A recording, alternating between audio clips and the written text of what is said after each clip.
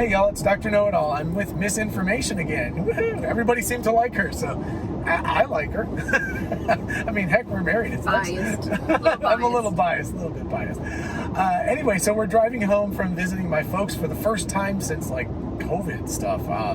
No, I guess we visited them once, but very, very socially distanced. But anyway, it was really, really nice to see them. And my brother and my sister. It was super cool. But anyway, we decided on the way home, we are somewhere in North Carolina right now, that we would do another episode on, and this would be answering viewer questions, many of which came up during our previous episodes. So she's going to ask me questions.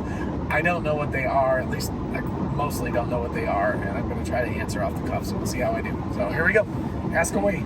All right, so the first question comes from a Patreon member. Is that what you say? Patron, yeah, Johnny. And so I don't know what the question is. I just know that he asked. He is asking, why does Elon pronounce Tesla? My guess is that's actually correct because Nikola was Eastern European and S's are normally pronounced as a Z in like Eastern European languages. So my guess would be that it is the correct way to pronounce it. I don't know that for sure though. But so we should probably all be saying Tesla, not Tesla. But also Elon Musk is South African and obviously, you know, he doesn't have a standard American accent. So you know, it could also be a South African way of pronouncing it, but I would guess that that's actually the correct way. So goodness, we should all be saying Tesla. That ties back into the second question was, how did Nikola pronounce his name? Well, so there you go. You already got my answer. Yeah. So another viewer wants to know, are you considering purchasing the speed boost to get the extra, I don't know, down to 4.5 seconds or whatever? Oh, it's 4.2. Oh, yeah. Oh, I already know. Talk to her, man. Like, send her comments. I feel like we've upgraded enough already. And so an extra, how many seconds? I don't know. It's 0.6 of a second faster. Talk to this young lady right here. Okay. If she said yes, I'd get it in a heartbeat, but I don't think that's going to happen anytime soon. I don't know. I love my toys. That's an upgrade to a trip or something. I don't know. That's true. That's actually part of a vacation. Yeah. So it's true. Are your glasses prescription, and what brand and style are they? And I believe this came from a video where you were wearing your sunglasses, so they're talking about this. Yes. That's good. Yes. Yes, they are prescription. They are Kirtland Signature. Yes, they are Costco specials. Costco, baby. Really nice. I really like Wayfarer. Oof, man, bumpy road, sorry. I really like Wayfarer glasses a lot. My other ones that are my ones that I wear in the studio are also prescription. They're a pretty mellow prescription, but they're, man, I'm a little embarrassed. I like them. They're Aeropostale. No, I'm not. You mean Aeropostale? No, not Aeropostale. They're Aeropostale. They're Aeropostale glasses. It's French for airmail. It's they're not Aeropostale. Okay. Anyway, they're like a teenage girl's regular glasses. Anyway, I love them, but I'm just embarrassed to say what the company is that makes them. So they're cool glasses. They have little red tips on them. They're nice. They are. Cool. It's just embarrassing to say that I wear a teenage girl's brand. So where did you buy, or what brand is the extension rod, which will be this thing, on your camera suction cup that you have hanging from the roof window in the car? Okay. Yeah, this is we haven't done a lot of forward driving ones lately because I'm waiting for the new beta to come out and hopefully get it eventually. But this was all ordered through Amazon, so the suction cup and the down rod. I will put the links in the description for you, so they'll be down there. And actually, if you end up purchasing them, because of the whole affiliation thing, you'll actually give me a few pennies, so that'd be awesome. Thank you. Nice. Okay, so do you think when we get robotaxi, we will completely eliminate traffic jams? So, yes, it will help. And I think you told me a little bit about this question because it was much more detailed than that, right? Yes. Okay. So if I'm remembering correctly, it was like all the cars would start up right away because if they're electric, they don't have nearly as much of a lag in terms of starting. But even more importantly, robots are really good at communicating with each other really fast, right? So the problem with starting at a traffic light, right? You're in a maybe you're 10 cars back from the traffic light, and the light turns green, and you see it turn green, but you can't immediately step on the accelerator because you're waiting for the first car to decide to go, and then the second car where the person's looking out the side of the window to go, and then the third car where the person's looking down for just a second, and the fourth car where the person's very hesitant, right? So you're waiting for this big long train to go and get up to you, so you can't go immediately. Sorry, the car is turning by itself. It's always freaky. But anyway, so it will definitely eliminate that because all the cars can talk to each other instantaneously, and eventually they can talk with the light, of course. And the light will say, I am turning green in 5, 4, 3, 2, 1, go. And then all the cars will start. So that will reduce traffic a ton, traffic congestion a ton. The other part is that the cars will cooperate with each other, which means that if there's like a merge or something like that, the cars will be nice to each other instead of competitive, right? Because all of us normally, if we see a merge coming up, at least if you're like me, I'm like, yeah, I can go a little further before I need to merge in there, so I'll just keep going, and then we all have to kind of get around to each other. By the by, apparently the correct answer for all of this, I watched... It's very surprising, but the right answer is honestly to wait till the last second to get in. You're supposed to do what's called a zipper merge, where one car goes in and then the other car goes in and the other car goes. So you actually like a zipper where you zip it up. So that's actually the best way to be to merge into traffic, not to merge a long ways away, and because it slows things down even more. So whatever. But anyway, it will help with a lot of that, but it's not going to really reduce the number of cars on the road at any given time, which was the other part of the question, if I'm remembering. And the reason why is because unless we, of course, do something like Uber where we ride share, if we ride share, that would obviously make a big difference. So if, let's say, I'm going to work at UGA and another professor at UGA is going in at the same time as me, 8 o'clock in the morning or something, and the car knows that it can pick us both up and take us to work, then we have taken 2 cars and we've turned that into 1. So yes, that would reduce congestion. But if all of us are just riding in our own cars instead of driving, we'll still be the same number of cars on the road. There won't be the same number of cars that exist completely because there will be less cars that are needed because the cars can do a bunch of different jobs all day. But at any given moment, if we're all driving by ourselves, there's still going to be the same number of cars necessary on the road. So it probably won't help with that, unless, of course, we're willing to ride share. And before COVID, I was like, yeah, great. Now I'm a little like, but after we get through the whole COVID thing, I'm sure it will be back to being a reasonable option again. So I don't know about that robotaxi thing because I'm from a very rural area, and I just feel like it's going to take too long to trickle down to that. Yes, rural areas will be the last place that. But I mean, there's Uber. But Tifton has Uber and stuff in it now, right? I don't know. I think it does. They have a Tesla supercharger. They have a Tesla supercharger, but that's because that's because they're on 75. I believe that I'll have to check that, but I think that Tifton has things like Uber and Lyft now. So, that's a pretty small rural town. So eventually this stuff will trickle down, but obviously large cities like Tokyo and Paris and New York, etc., will be the first places that will, or experimental cities like Phoenix where Waymo is working on it, but it'll go to big cities first, and then it'll go to medium-sized cities, and then it'll go to small cities. It obviously will go that way. So this is somebody wanting you to clarify something you mentioned in another video, but you mentioned that the full self-driving beta will be available to anyone that asks for it. Are you sure that's the case? I thought they were just 10xing the number of beta testers. Yes. Okay, so there's been 2 answers, both from Elon Musk, so you tell me. He's number 1 said we're going to 2x it with the 8.2 release, and I don't know if that happened or not because 8.2 is definitely out. And then he said we're going to 10x it with the 8.3 release, and that, as far as I know, has not come out yet.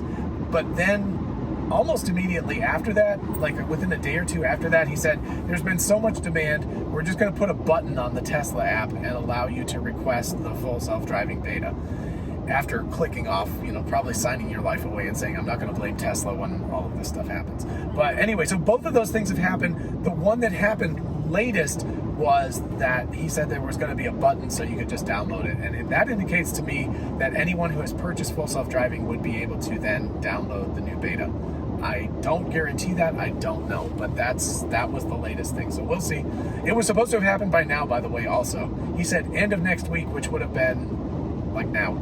So I've been checking. I've been looking on my app to see if that thing has popped up, but it hasn't as far as I know yet. Okay, so on one of your videos this week, you had several people ask why, if you were talking, I guess you were talking about solar on the roofs, and they wanted to know, several people wanted to know, why don't you have it on your roof currently? There's two reasons. Number one, Georgia is stupidly cheap for electricity, so it makes it really hard to break even on that. And that's probably not a good thing, because it means they're probably using a lot of coal-fired power plants and stuff. But that's not enough of a reason. The big reason is we're not living in our forever house. I did the calculations, and the monetary payoff date would be somewhere between 8 and 10 years in Georgia. And that's just, I don't plan on living in the house we're living in 8 to 10 years. So it ends up being that we would have to outlay a whole bunch of cash, and there's who knows, maybe in 2 to 3 years we would move, and then we could add value to the house. It could add value to the house, but it also might be like a swimming pool. Like, a lot of times people are like, a swimming pool is a divisive thing. I don't know. I've never had a swimming pool, but when you look at houses with swimming pools, they ask, say, $40,000 more for a swimming pool house, and a lot of people are like, nope, not willing to pay that. So it can be divisive, and people can actually not want to buy a house with a solar roof because you ask for more money. So that's the biggest reason. But I will say this, in our defense, is we own 2 blocks of solar power through Georgia Power, which means that we are paying a fee every month. I think it's $25 a month for each block to actually utilize solar power from, I think it's the middle of Georgia near Macon is the one that we're using, but we're actually supporting that directly. And of course we get refunded for using clean energy, and so it kind of comes out in the wash, and it doesn't end up changing our power bill that much. That's cool. I didn't know that. Yeah. So yeah, I guess I did it for both of us. I guess you did that. I did that for both of us. I did that before we bought this car, but I think even now maybe I should bump it up one more. I don't know. But anyway, so we are doing that. We're supporting solar in that way, but because of the fact that there's such a long payoff period, you're absolutely right. Any viewers, like, Georgia is a great place for solar power. There's a lot of sunlight here. Well, we're in North Carolina right now, but anyway, in Georgia at home, there's a lot of sunlight, but it's just such cheap power, and we're not planning on living in that house that long. So between those two things, if we were going to live in the house that long, I would totally just do it and take out a loan and get the rebates and all that stuff. But we're just not going to be there in 8 years. I hope. I'm going to watch this video in 8 years and be like, well, I guess we're still there, dummies. So here's one where a viewer asked about gas tax versus electric, because he didn't hear you bring that up in the video. I assume for road infrastructure, right? Like for yes, yeah, okay. Yes. So yeah, I talked about this. Yeah, I can't even remember what video it was in, but I talked about it previously in a video. So I don't know if you know, but the states, individual states, and then of course other countries in the world, and I don't know exactly how it works in each country, but let's say the state of Georgia, they charge, I don't know, 5 cents, 10 cents, $1. It's definitely not $1 in Georgia, but there are road taxes, which means that every gallon or every liter of gasoline that you buy, there's a small amount of that money, actually not that small, and that's the reason why some countries are much more expensive, because they tax it way more heavily. But there's a small amount of money set aside from that liter or gallon of gasoline specifically to maintain roads. And of course the problem is that the car that I'm driving right now doesn't ever go to the gas station, so effectively I'm driving on these roads for free. But I'm not. Oh no. No, because Georgia knows that. And so when I got the car, they charged me an extra. I was actually really blown away. I was like, wait, what is this charge? And I think it was $230. So it was not insubstantial, and it's actually, I believe, more than you would pay in taxes if you drove like 12 to 15,000 miles a year, which is about what we drive. So we're actually paying more money to the state to drive an electric vehicle than we would if we drove a gas-powered vehicle, which really sucks. Is that every year? Or just yeah, every single year. Really? I was pissed about that because nobody told me that before I bought the car, and I was not happy about that. So, well, ain't that a... I know. But here's the thing. I have a solution for this. And I think what it should come down to is usage. There's 2 ways of doing this. One would be to meter the car, but that's really hard to do. The other way would be either self-reporting, or all these cars have all of this electronics that they're constantly I don't know. Like, you can get your meter done for the water, right? The guy for the water thing just comes by. But if nothing else, you should self-report. You should go into the DMV each year, or the title office, and you should maybe take a picture of your odometer or something, I don't know. But that it shows what it is and what it was and how many miles you drove, and then they should just tax you based on that. So you should drive it, you should pay a tax based on usage, not just this flat rate, which maybe at the end of the year you go in and you pay that, but then at the end of the year you go in and this is the way you get people to self-report. You tell them how much you actually did and they like refund you. So one last point, however, is that, and I'm thinking about this because we're traveling interstate right now, and this might not matter so much if you only live in Germany and drive in Germany, or only live in Georgia and drive in Georgia. But I live in Georgia, and let's say I live right at the edge of Georgia, and I spent a ton of time driving in South Carolina or something, right? So I lived in Augusta. So I paid my flat rate fee to the state of Georgia, but then I drove most of my miles in the state of South Carolina. That means that they're getting no tax money, because of course if I drove in South Carolina, I would probably fill up my gas tank in South Carolina, so they would get tax money.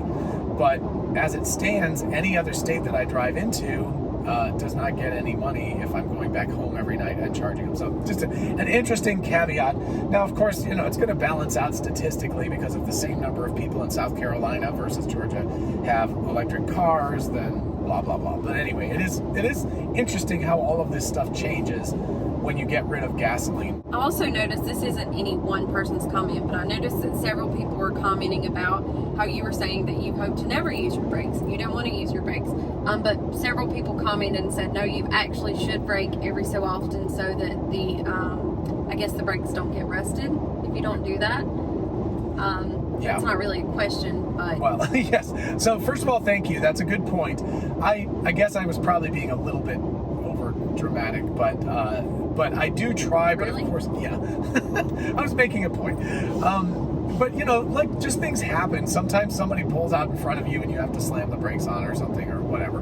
So I think that through natural usage, it does sort of occur, but it's absolutely true. I mean, if we get really good at this, and the better the autopilot gets, of course, the less it's going to have to use the brake pads. But the rotors, not the brakes themselves, which are made out of a kind of a felt. I think they still have asbestos in them. But anyway, the rotors themselves, which is the metal wheel that's inside of the thing that gets squeezed by the caliper on the brakes, that rusts really, really easily if you're not using it very often. And I'm sure anybody who has a car that's sat outside, when you get in it after, like if it's been raining or something for a few days, and you back out of the driveway and it goes as it's like scraping the rotor, getting the rust off. So absolutely, you're right. I should make a point of at least once or twice a week, like braking hard enough that it will use the calipers and actually squeeze some of that rust off. Because otherwise, yeah, it definitely could the brakes could go bad in a really bad way. The rotors could start to warp or something if I don't use them enough. So it's a weird problem, but it is a problem. So thank you. And don't worry about it. If John doesn't brake, I brake plenty in this thing. There you go. Between the two of us, it'll happen. Yeah. But I think it's good to make a point of it, sort of like, today is Sunday, I'm going to brake hard today. This one is someone asking, or wanting to clarify that they thought the U.S. was officially on the metric system, especially in the military. Yes. No, the U.S. is officially metric. There's a difference between being officially metric and actually metric. I think it was 1859. The U.S. has been officially metric for 150 plus years. What? Yeah. So all of our standard weights and measures, like a foot is actually defined as a part of a meter. And a pound is defined as a part of a kilogram, etc. So yeah, we've been metric for a long, long time. Our weights and measures are all metric. But why doesn't anybody use that? Because we're just a bunch of doofuses. I don't know. There's no reason. And when I was a kid in the early 1970s, there was a huge push, and they were like, we're all going to be metric in 3 or 4 years. And when Jimmy Carter took office in 76, he actually changed all of the road signs to be both miles and kilometers.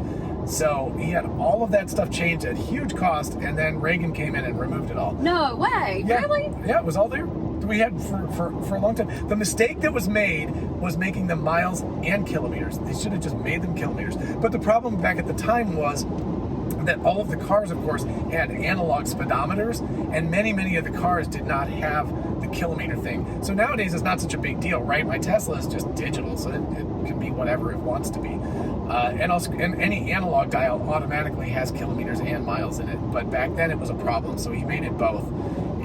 But it just didn't work. So politics, there you go. That's the reason we're not metric, because of politics, honestly. If Jimmy Carter had won a second term in office in 1980, we would be metric now, no question. And we would have a lot more solar power, but such is life. Things happen. Politics.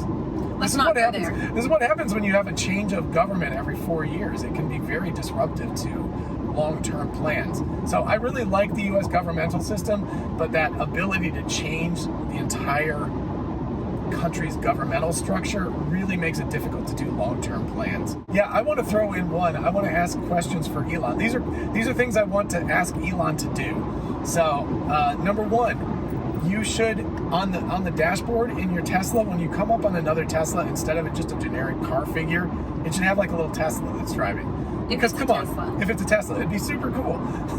So they should like identify the Teslas on the road. That would just be a fun thing to do. Number two is that Tesla should put in where all the superchargers are, there needs to be a garbage can near there. I disagree with this. I really think I don't disagree with the idea, but who is going to empty the trash can, and how tacky and nasty is it going to get when nobody empties the trash can? Okay. Because a lot of these that we've been stopping at has been like at the end of a mall, area. So I really like the idea. It would be useful, but who's going to take care of it? Yeah, okay. I mean, yeah, there's a practicality issue, but I feel like it's just kind of bad not to have something there. So anyway, maybe you could make a deal with whatever store or anything, because all of them are near something. So you can just make a deal every week or every 5 days or every something. Who does go check the Tesla things, like maintenance or anything? I have no idea. I mean, I've never seen anybody as a worker there. There's all the superchargers, and there's a big giant substation that's hanging out behind it, a big transformer. So I don't know who actually does that. So it'd be interesting to know. And then the last thing is also supercharger related, that the superchargers should all be close to some restroom facility somewhere. I mean, it could be a store or something like that.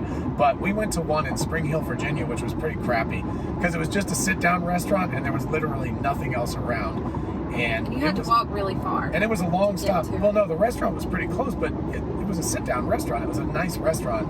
And you're not just going to go in there and go like, I got to go to the bathroom. Yeah. That one. So, and that, unfortunately, that was also the longest stop. We specifically did not stop at that one on the way home. And by the way, I think we might start to, maybe like on Twitter or something like that, we're going to start doing a ranking of Tesla supercharger stations that we go to. They are all not created equal. No, they're not at all. And I think we can also talk about V2, V3. So that actually might be kind of fun. Maybe although Kona, who's with us, did prefer the stop because there was lots of woods and she felt there was lots of privacy and she was able to go potty. She took care of her business there. Yes. She's a very nervous, she doesn't like to go to the bathroom in front of people, so she actually liked the Spring Hill one the best. Yeah.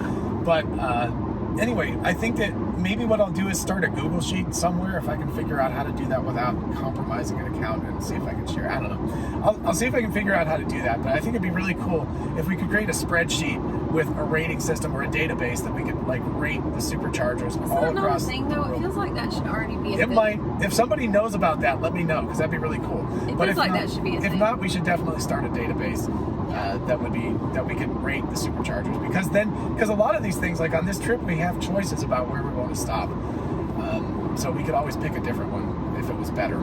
Yes. And we could rate things like restaurants, bathrooms, good places for the animal to go to the bathroom if they need to, maybe places for exercise, stores, etc., etc. I feel like bathroom has to be number one, because you're stopping, like you're. Everyone rates it on their own system. We just give them a rating, and they're like, if I don't care about the bathroom. Everybody's number one. Everyone's. It's true. If you're traveling a long bathroom? distance, a bathroom is a big deal. So yeah, okay, I'll go with that. But anyway, I think that would be really good. If it exists already, let me know down here. If it doesn't exist, we need to start that. We need to make that happen. So the last question, I guess, is for me, and this one is asking, what skills or knowledge do you think John learns from you? Well, I think the number one would be the emotional side of things, which is probably really hard for him to talk about. Like, don't ask him any questions as far as that goes. My background and my degree is in psychology, so I'm much more of an emotional person, and John is way over there somewhere. So I think I've talked before about being on the spectrum, so come on. Yeah, so I think that we mesh really well whenever it comes to that. So I'm a very empathetic person. So when John is having one of those not emotional moments, I think what John usually says to me is never use my first reaction to something. It's always take my second reaction, because if it takes me off my schedule or off of what my plans were, it's not good for the moment. But he does recover quite quickly from that. So flexibility is good too, because I tend to be a very rigid person. So yes, she's good for flexibility. Yes. So I think where I come in is definitely more in that area. All right, well, hope you found this episode interesting and informative and fun. And if you did, definitely make sure you like and subscribe so that you can see more of these and so other people can find this video, of course. And also definitely keep asking questions in the comments. And if you're a Patreon patron, you certainly should ask them there too. Because I think this is actually kind of fun. As long as people enjoy these kinds of episodes, I think like kind of answering questions in a little bit of a free-form format would be an awful lot of fun. So let me know about that. Let us know about that. I'll definitely be checking the comments and just pulling a few things to shoot out at John every once in a while to let him know what's going on in his comment section. So that's perfect. I love it. So anyway, yeah, definitely do that. And in the meantime, don't forget about our merch store, which now has the Don't Mess with Tesla t-shirt, which is awesome, plus a whole bunch of other stuff. And also don't forget that we are Tesla and Amazon affiliates. Again, the links to all of that stuff is in the description, so thank you so much. And of course, thank you very much to my patrons on Patreon, including Johnny, who asked the questions. Yay, exactly. I really, really appreciate your support. And I think some people are putting together like a Send John and Lane to Texas fund. I don't know if that's a good thing or not. I don't know if they're trying to get rid of me. Yeah, there's been rumblings about people trying to send me to Texas. So I don't know if they're just trying to get rid of me and send me to Texas, or if it's a positive. Anyway, your pilgrimage to Texas. The pilgrimage could become permanent. I don't know. They're just like, send him to Texas. All right. In the meantime, please do ask me questions in the comments or at my email address, which is DrKnowItAllKnows@gmail.com. Till next time. Bye-bye. Bye.